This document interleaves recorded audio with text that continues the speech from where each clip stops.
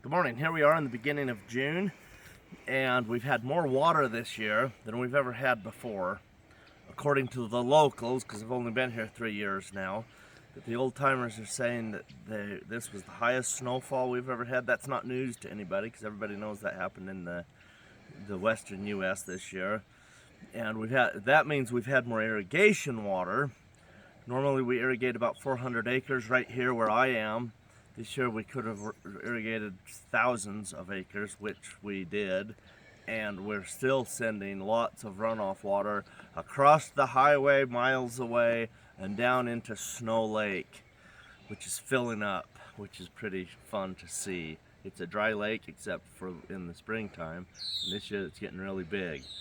So all of that is irrelevant to gardening, except for the fact that sometimes when you're gardening, the ground is so wet you can't get your crops in. That has been our struggle this spring, is getting things planted. All of my gardens have been saturated, and I'll just show you really quick. The lawn here is, if you can see my feet, just to walk across the lawn, this is just a low spot in the lawn where the high water table, it's like a spring coming out. And so I can't even mow this area because I came through here with the mower a month ago and the lawnmower got stuck. If you come right here, we can go up and show you the mud hole. So this is pretty great though.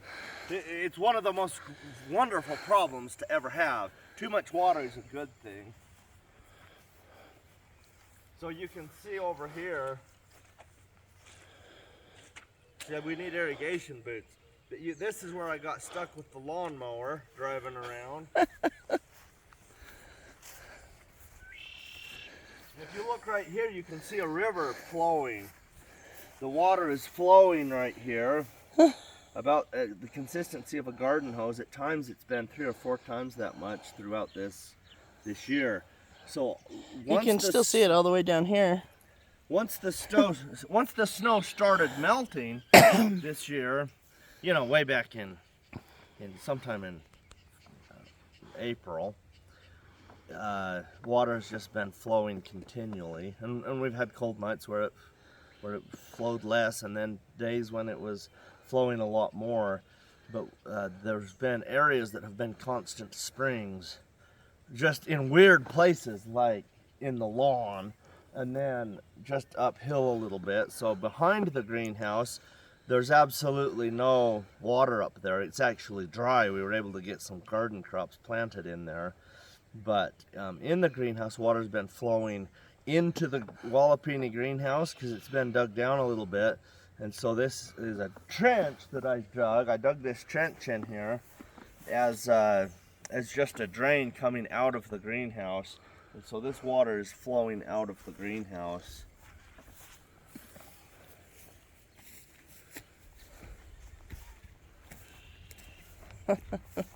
I like the fact that you have bridges over this trench.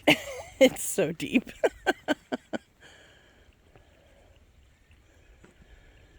Hopefully this helps you to drain your Wallapini when it fills up with water.